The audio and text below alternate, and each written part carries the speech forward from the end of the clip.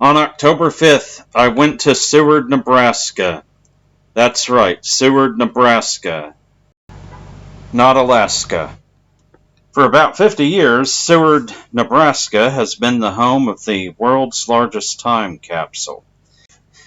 While many items were stored inside the time capsule, the most notable item probably stored was without a doubt a 1975 Chevy Vega. This Vega was literally stored in the ground for 50 years until this summer. And although the Vega didn't come out of the ground entirely rust-free, for the most part it was very well preserved. Certainly much better than that 1957 Plymouth that Tulsa buried for 50 years. That car, known as Miss Belvedere, eventually found its way to a museum in Illinois, where it is on display. As for the Vega, it is still on the same property in Seward. And while I don't expect I'll ever travel 400 miles to see a different Chevy Vega, I was glad to take this trip to Seward and see the Vega from the world's largest time capsule. So at this point, let's talk about how this whole world's largest time capsule came to be. And don't worry, I'll also eventually explain that Toyota Corolla parked next to the Vega. The creator and builder of the world's largest time capsule was the late Harold K. Davisson, who owned a furniture store in Seward. He had the time capsule constructed on the front lawn of his furniture store. And the Vega now resides in the building that was once his store, which is still in business. The Davisson Furniture Store is still in business, but the store has relocated. The new location is on a highway along the south side of Seward. Now, while the Vega would become the centerpiece for the world's largest time capsule, there were a variety of other items stored. These included a mid-1970s Kawasaki motorcycle, which was selected because a Kawasaki plant had recently opened up in nearby Lincoln. Harold Davisson also allowed people to leave lots of mementos, letters, personal items, photos to be seen by people in the future. Unfortunately, a lot of the paper items didn't survive underground nearly as well as the Vega did, but Trish has been working to find the people they were intended for, and people have visited the time capsule to collect items. You might want to reach out to them via their Facebook page if you think someone left something for you in the capsule. Now, as you might guess, building something as large as the world's largest time capsule, which was certified by the Guinness Book of World Records, does not get completed in a day. The first part of the capsule built was the underground vault. Well, I call it a vault. I don't know if they really call it that. They just call it the capsule, the underground area that housed the Vega and a variety of other items, including the motorcycle. Now, the giant lid that covered the Vega and the other items in the time capsule had a hatch initially that the Davisson family could use to go down inside the time capsule for a while. But it was eventually sealed, so no one went inside it.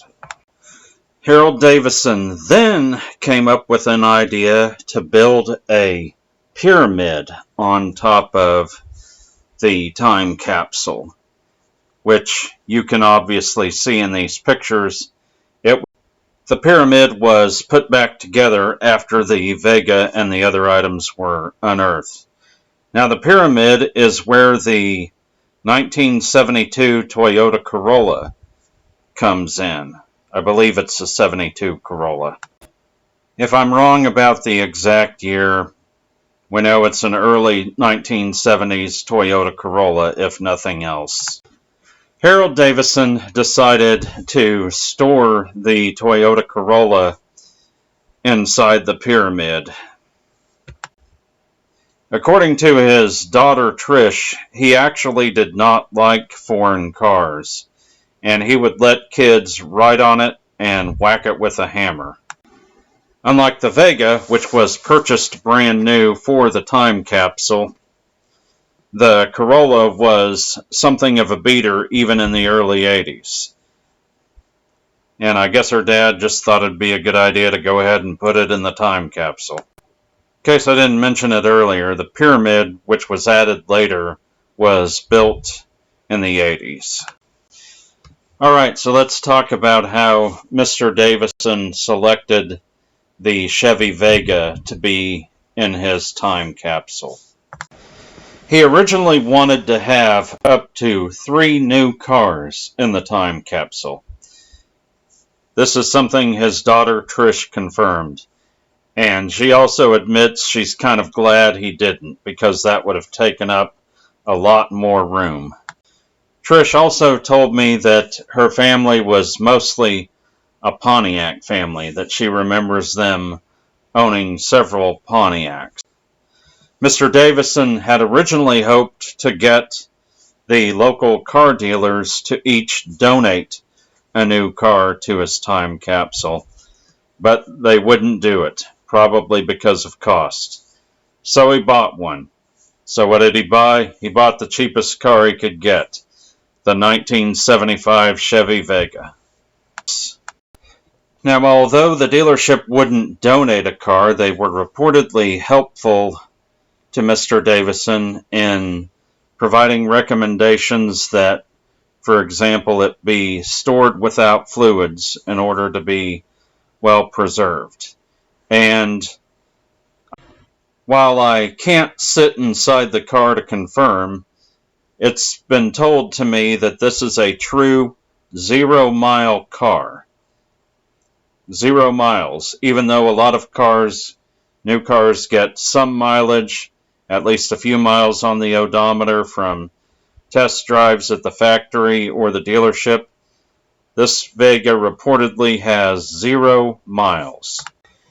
By the way, the Davissons managed to get quite a lot of community support for this time capsule, and the 2025 license plate on the front of the car, that was reportedly installed personally by J. James Exxon, the governor of Nebraska at the time, in the ceremony to commemorate the time capsule. I mean, anytime you can get the governor to attend an event, that's kind of a big deal, right? Now, as far as what appears to be the most worn out part on the car, in my opinion, obviously we have the rust spots on the hood, but the steering wheel doesn't seem like it's in the best of shape, based on what I saw. But still, pretty good overall. The headlights and front turn signals certainly looked shiny, that's for sure. Now you're probably wondering, since the car has been unearthed, has it been started? Does it run?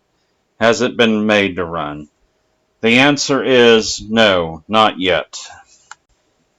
It was hauled on a flatbed for the Seward 4th of July parade, but it has not been started or made to run. Trish has said she does want to preserve the Vega, and she does want to get it in running condition. However, she does not plan to drive the car very much because it has a manual transmission. So in case you're wondering, this is a stick shift car. Now I should note that the hours that These cars and the time capsule items are available to be seen by the public are very limited. I would encourage you to check out their Facebook page if you want to make a trip to see when they might be available for public viewing. Right now, the exhibits, if you want to call them that, are basically overseen by Trish and a couple of volunteers.